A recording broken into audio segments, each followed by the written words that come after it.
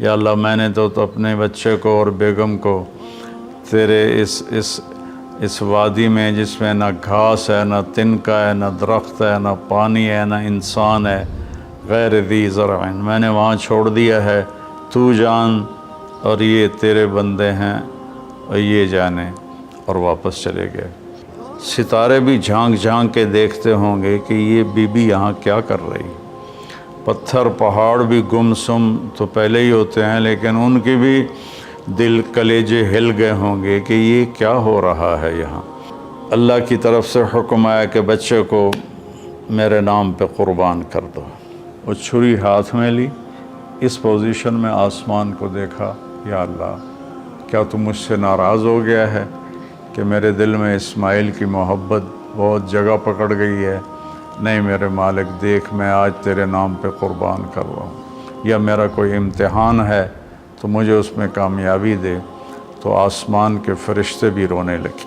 اور یہ اس واقعے میں کوئی بچہ ذبح نہیں ہونا تھا، اور یہ بچے کو جدا کرنا کوئی اللہ کی مجبوری نہیں تھی، ایک انسانیت کو پیغام دینا تھا کہ اللہ جو کہے اس کو پورا کر دو، یہی تمہاری کامیابی۔ اصل مقصد قربانی کا، ہم جانور قربانی کا کرتے ہیں کہ ہم اپنے حرام جذبات پہ چھری چلاتے، یا اللہ تیری مانیں گے، تیرے نبی کی مانیں گے، اور اس کے خلاف جو چیز آئے گی یا اللہ ہم اس سے بچ کے چلیں گے۔ یہ اس قربانی کا فلسفہ ہے۔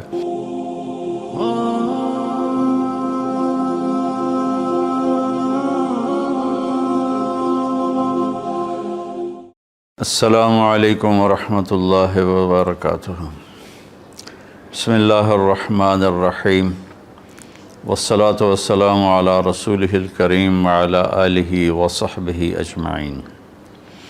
اللہ تعالیٰ نے ہمیں یہ زندگی دی ہے ایک امتحان کے لیے، اور بہت مختصر امتحان ہے، چند دہائیوں میں زندگی کا اختتام ہو جاتا ہے، پھر ہم ایک ہمیشہ کی زندگی میں داخل ہو جاتے ہیں جہاں کا دار و مدار ہمارے اعمال پر ہے۔ اگر اچھے اعمال ہیں تو بہت خوبصورت زندگی کی ابتدا ہوگی، پھر انتہا نہ ہوگی۔ اگر اللہ کو ناراض کر کے کوئی مر گیا تو بہت خوفناک انجام ہوگا۔ اس بات کو سمجھانے کے لیے اللہ نے 1.25 لاکھ نبیوں کو بھیجا، اور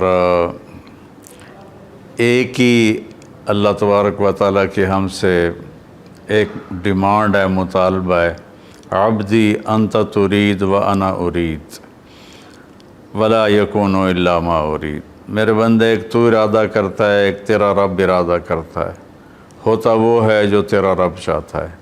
تو ایک ڈیل کر مجھ سے، فَإِن سَلَّمْتَ لِي فِي مَا أُرِيدُ كَفَيْتُكَ فِي مَا تُرِيدُ۔ تو میری مان لے دنیا میں، پھر میں ہمیشہ کے لیے تیری چاہت کو پورا کر دوں گا۔ وَإِن لَمْ تُسَلِّمْ لِي فِي مَا أُرِيدُ أَتْعَبْتُكَ فِي مَا تُرِيدُ وَلَا يَكُونُ إِلَّا مَا أُرِيدُ۔ اور اگر تو نے وہ میرا چاہا پورا نہ کیا تو میں تجھے تیری چاہتوں میں تھکا دوں گا، اور ہوگا وہی جو تیرا رب چاہے گا۔ اس مختصر زندگی کو اللہ کی اطاعت میں گزار دیں، جو وہ چاہتا ہے وہ کر دیں، جس سے روکتا ہے اس کو چھوڑ دیں۔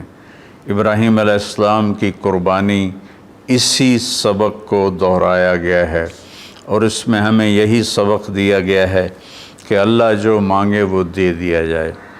آپ اس سے اندازہ لگائیں کہ ابراہیم علیہ السلام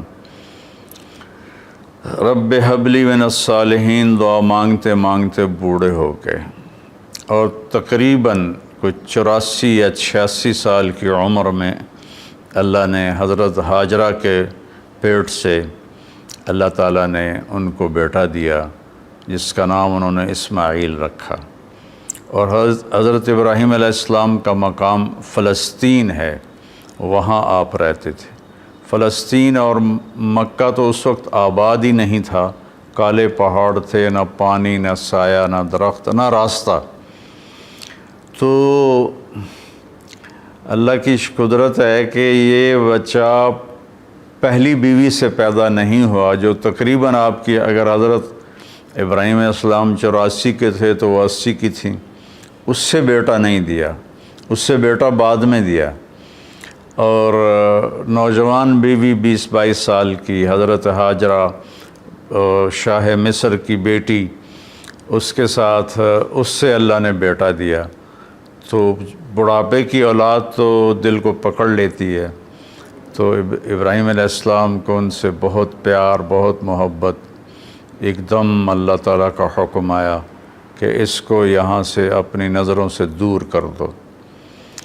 اب کوئی اس کے سامنے انہوں نے لاجک نہیں مانگی، یا اللہ کیا مطلب، کس لیے، کیوں کر رہے ہو، 86 سال کی عمر میں بچہ دیا، اب کہہ رہے ہو آنکھوں سے دور کر دوں۔ کہ جی میرے رب، کدھر لے جاؤں؟ کہا جبریل آئے گا، تمہیں راستہ بتائے گا اور تم اس کے پیچھے پیچھے چلو گے۔ تو جبریل انسانی شکل میں ایک اونٹنی پہ سوار، دنیا معجزات کی نہیں ہے ورنہ یوں پکڑ کے وہاں پہنچا دیتے، اونٹنی پہ سوار ابراہیم علیہ السلام اور حضرت سارہ اور اسماعیل یہ دوسری اونٹنی پر سوار، اور یہ کوئی 1500 کلومیٹر کا سفر طے کرتے کرتے کرتے، کالے پہاڑ، کالی راتیں اور صحرا اور دشت و بیاباں اور کہاں کہاں سے گزار کر جب مکہ پہنچے، جہاں 4 پہاڑ تھے ایسے، ایک صفا، ایک مروہ، ایک جبل ابی قبیس، ایک کو جبل ہندی کہتے تھے، وہ تو مٹا دیا ہے سارا۔ ان 4 پہاڑوں میں ایک نشیب تھا، ایک گہری جگہ تھی۔ تو جب وہاں اترے تو سبحان اللہ، جبریل کہنے لگے یہاں اپنی بیگم اور بچے کو اتار دیں اور واپس چلے جائیں۔ تو جب ابراہیم علیہ السلام کو آگ میں ڈالا گیا تھا تو انہوں نے کچھ بھی نہیں کہا تھا، حسبی اللہ و نعم الوکیل، یہ پڑھتے ہوئے جا کر آگ میں کود گئے تھے۔ لیکن یہ منظر آگ میں کودنے سے زیادہ خوفناک تھا کہ ابراہیم علیہ السلام کی زبان مبارک سے نکلا، یہاں کیوں؟ یہاں تو نہ کوئی پانی، نہ سایہ، نہ درخت، یہاں کیسے؟ تو جبریل نے عرض کیا کہ آپ کے رب کی منشا ہے کہ یہ اس کو یہیں چھوڑ دیا جائے، اس بچے کی نسل سے آخری نبی پیدا ہوں گے، یہاں یہ اللہ کا گھر بنائیں گے۔ تو جبریل تو 3 دن وہاں، جبریل تو چلے گئے، ابراہیم علیہ السلام نے وہاں ان کے لیے کوئی تھوڑا چھپر وغیرہ یا بنایا یا نہ بنایا، یا کسی کیکر کے نیچے، واللہ عالم، تاریخ خاموش ہے۔ اور وہاں ان کو چھوڑا اور واپس ہو لیے۔ جب واپس ہوئے تو حضرت ہاجرہ کہنے لگیں، یہ آپ کدھر جا رہے ہیں؟ اور حکم تھا جواب نہیں دینا، وہ خاموش۔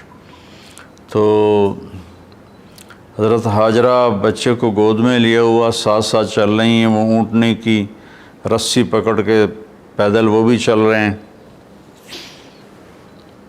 3 میل تک وہ ساتھ ساتھ چلتی رہیں اور یہی پوچھتی رہیں کہ آپ ہمیں کیوں چھوڑ کے جا رہے ہیں، کہاں چھوڑ کے جا رہے ہیں؟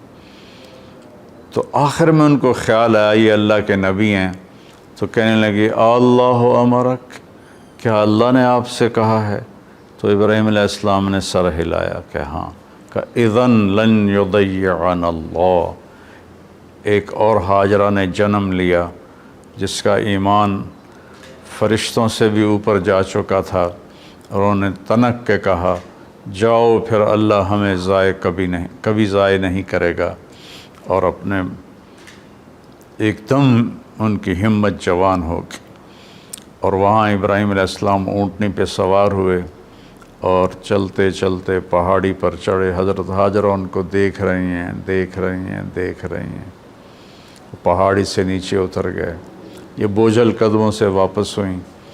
تو ابراہیم علیہ السلام وہاں جب بچے سے، بیوی سے اوجھل ہو گئے تو اونٹنی سے اتر گئے، اور پھر اللہ کے سامنے ہاتھ اٹھائے، ربنا انی اسکنت من ذریتی بواد غیر ذی زرع عند بیتک المحرم یا اللہ میں نے تو اپنے بچے کو اور بیگم کو تیرے اس وادی میں جس میں نہ گھاس ہے، نہ تنکا ہے، نہ درخت ہے، نہ پانی ہے، نہ انسان ہے، غیر ذی زرع، میں نے وہاں چھوڑ دیا ہے، تو جان اور یہ تیرے بندے ہیں اور یہ جانے، اور واپس چلے گئے۔ تو میں سوچا کرتا ہوں، ہمارے بچے چھوٹے چھوٹے تھے تو رات کو جب بجلی چلی جاتی تھی، وہ کسی کی آنکھ کھلتی تھی تو وہ چیخیں مارنا شروع کر دیتا تھا اندھیرے سے ڈر کے۔ اور آپ تھوڑا سا تصور فرمائیں، مستورات بھی سن رہی ہیں، مرد بھی سن رہے ہیں، ایک ماں ہے، اور خاص طور پر ماں کے احساسات کو ماں ہی محسوس کر سکتی ہے کہ جب رات آئی ہوگی، کالی سیاہ رات، اور کالے پہاڑ اور کالے پتھر، سنسان وادی اور تیز ہوائیں، تو اس تنہا ستارے بھی جھانک جھانک کے دیکھتے ہوں گے کہ یہ بی بی یہاں کیا کر رہی۔ پتھر پہاڑ بھی گم سم تو پہلے ہی ہوتے ہیں، لیکن ان کی بھی دل کلیجے ہل گئے ہوں گے کہ یہ کیا ہو رہا ہے یہاں۔ ایک عورت بیٹھی ہوئی ہے، 20-22 سال کی عمر ہے، مصر کی شہزادی ہے، اور بچے کو گود میں لیے بیٹھی ہے۔ تو اس طرح سے یہ ایک زندگی شروع ہوئی، اور 3 دن کے بعد پانی بھی ختم ہو گیا، اور چھاتیوں کا دودھ بھی ختم ہو گیا، چونکہ کھانا ختم ہو گیا۔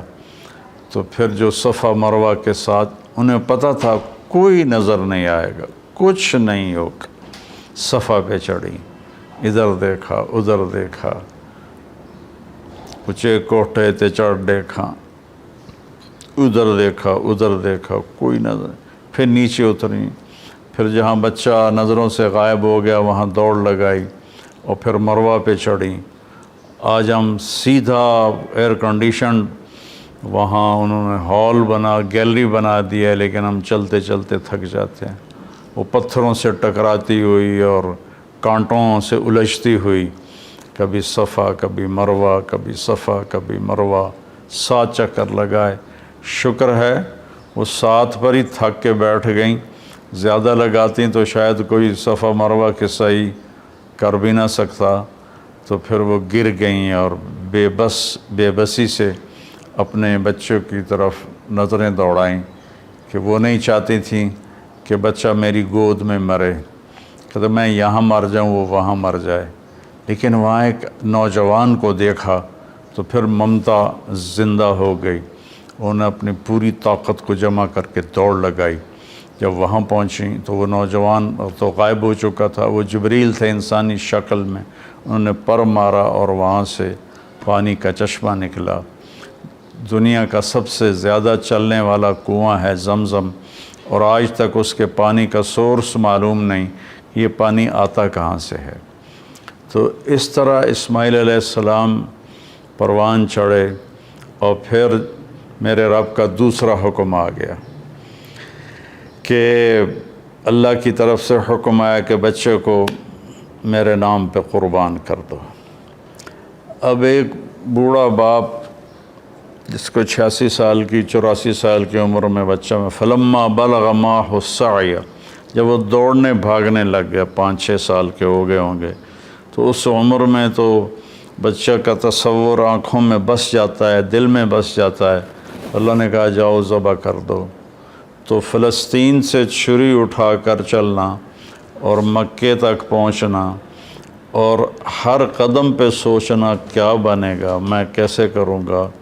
90 سال عمر ہو چکی ہے، 90 سال میں تو اعضاء کمزور ہوتے ہیں، اور مرغی کو ذبح کرنا بھی مشکل نظر آتا ہے، چہ جائے کہ بچے کو ذبح کرنا۔ تشریف لے گئے، بچے کو تیار کروایا، اور مینا کی طرف تشریف لے گئے۔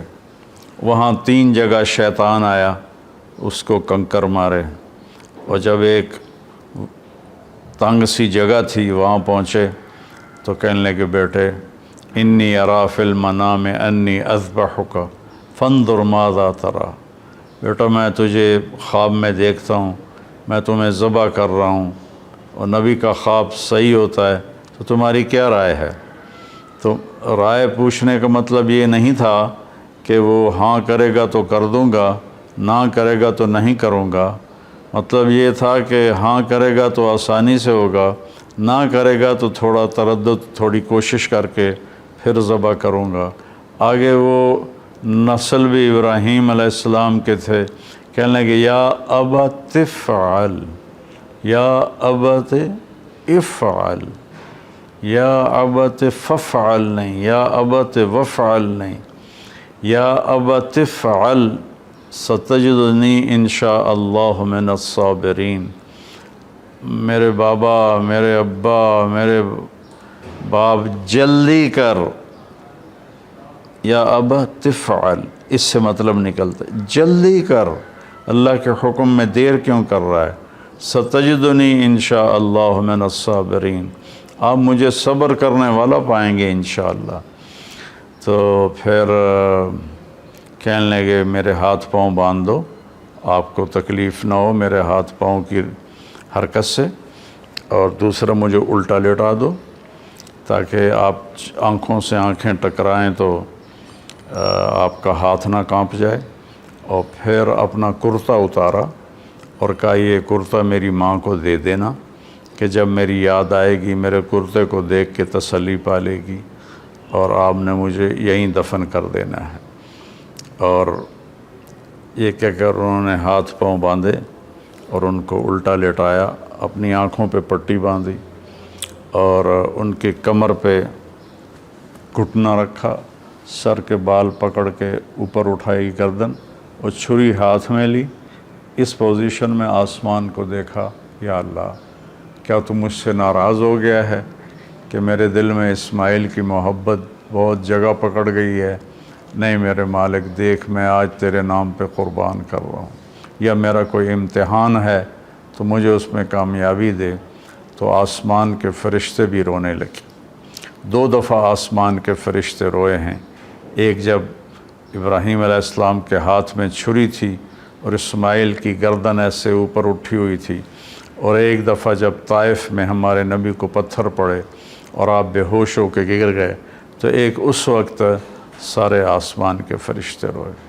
یہ کہ اگر اللہ اکبر کہہ کے چھری چلا دی، اللہ نے چھری کو حکم دیا نہیں چلنا، وہ نہیں چلی، دوبارہ چلائی نہیں چلی، سوارہ چلائی نہیں چلی، پھر گئے اور ایک پتھر پہ اس کو تیز کیا، تیز کر کے آئے تو پھر اللہ نے کہا کہ بس اب میرے ابراہیم نے میرا حکم پورا کر کے دکھا دیا، جبریل جنت سے ایک چھترا لے کر جاؤ اور اسماعیل کو نکال لو اور اس کو ڈال دو۔ تو وہ تو پٹی باندھی ہوئی تھی، تو انہوں نے جب کہ اللہ اکبر تو چھری چل گئی، تو ان کو تو سمجھ میں آیا کہ جیسے اسماعیل ذبح ہو گئے، لیکن آنکھوں سے پٹی کھولی تو جبریل بھی کھڑے تھے اور اسماعیل بھی کھڑے تھے، اور اللہ کا کلام اترا، قد صدقت الرؤیا ابراہیم قد صدقت الرؤیا انا کذالک نجزی المحسنین، کہ اے ابراہیم تو نے میرے حکم کو پورا کیا، تو نے اپنے خواب کو سچا کیا، ہم ایسے ہی نیکی کرنے والوں کو اچھا بدلہ دیتے ہیں۔ اور یہ اس واقعے میں کوئی بچہ ذبح نہیں ہونا تھا، اور یہ بچے کو جدا کرنا کوئی اللہ کی مجبوری نہیں تھی، ایک انسانیت کو پیغام دینا تھا کہ اللہ جو کہے اس کو پورا کر دو، یہی تمہاری کامیابی ہے۔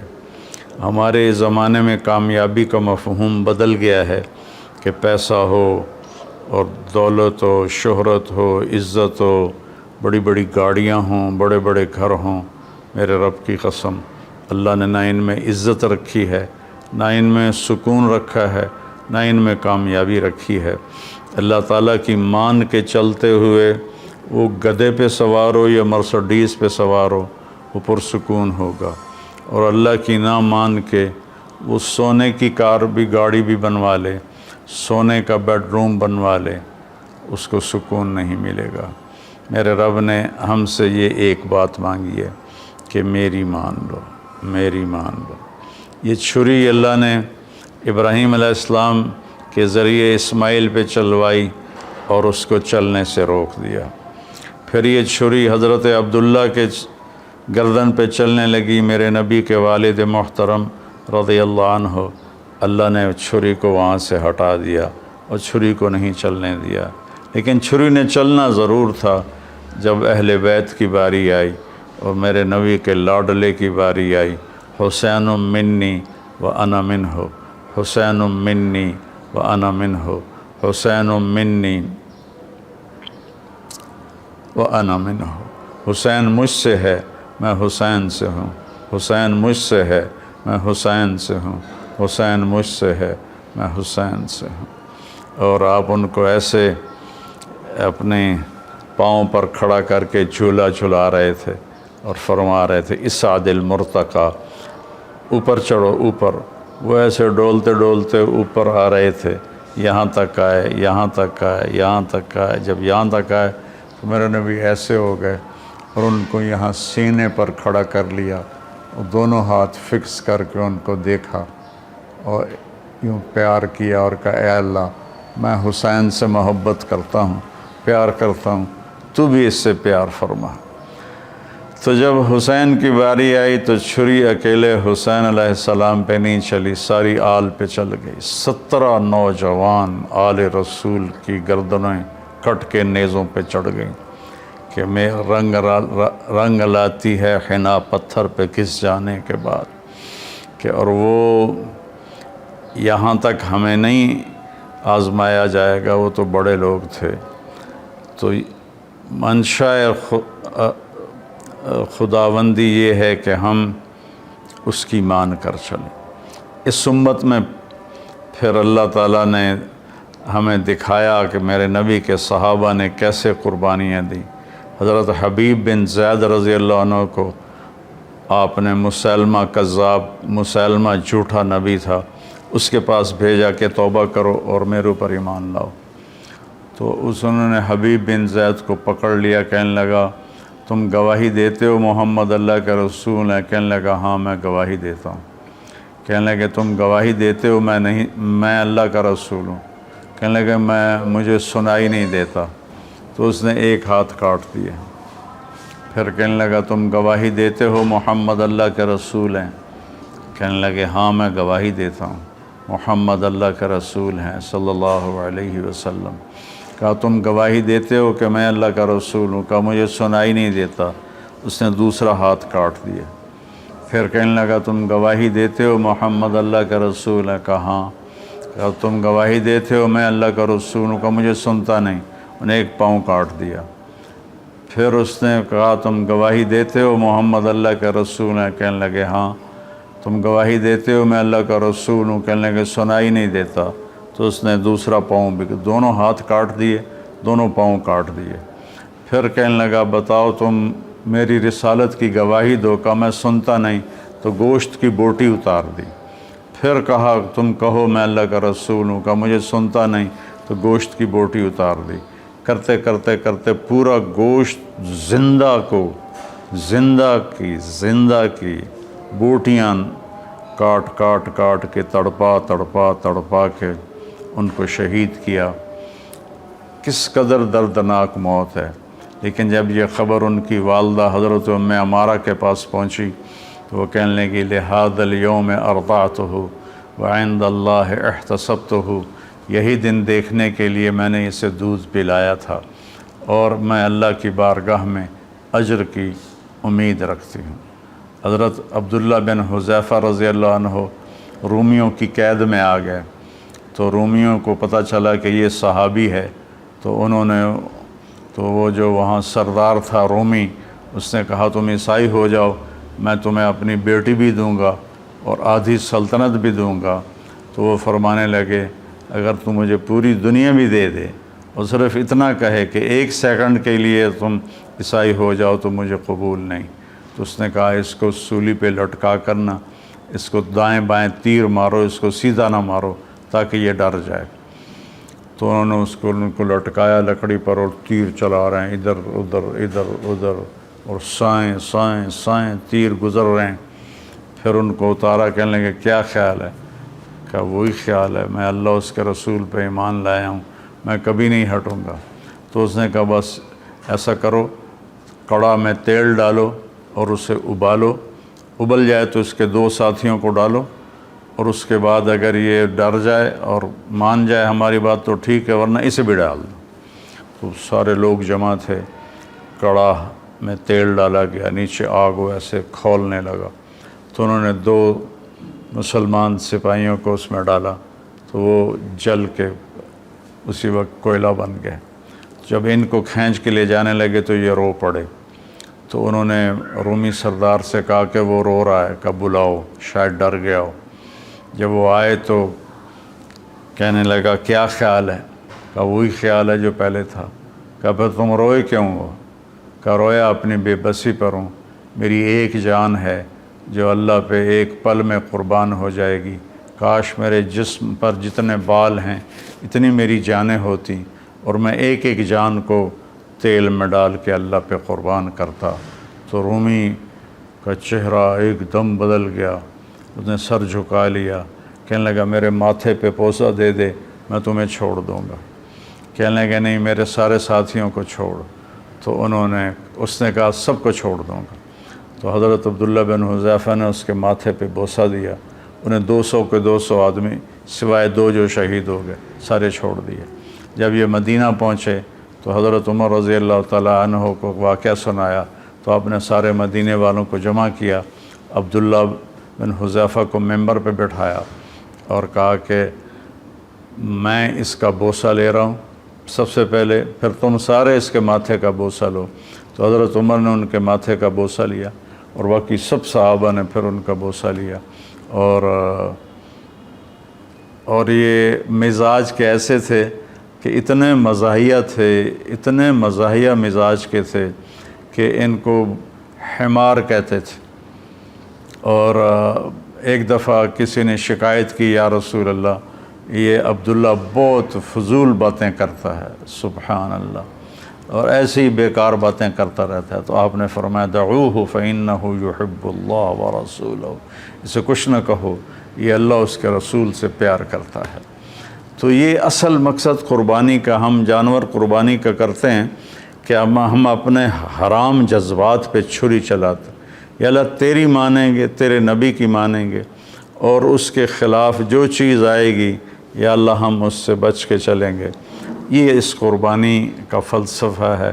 اللہ مجھے، میرے سارے بہن بھائی اور پوری امت مسلمہ کو، میرے پاکستانی عوام کو اللہ اس کی سمجھ نصیب فرمائے، مجھے بھی سمجھ نصیب فرمائے کہ جب ہم دنیا سے جائیں تو اللہ ہم سے راضی ہو، ایسے نہ جائیں کہ اللہ ہم سے ناراض ہو۔ السلام علیکم ورحمۃ اللہ۔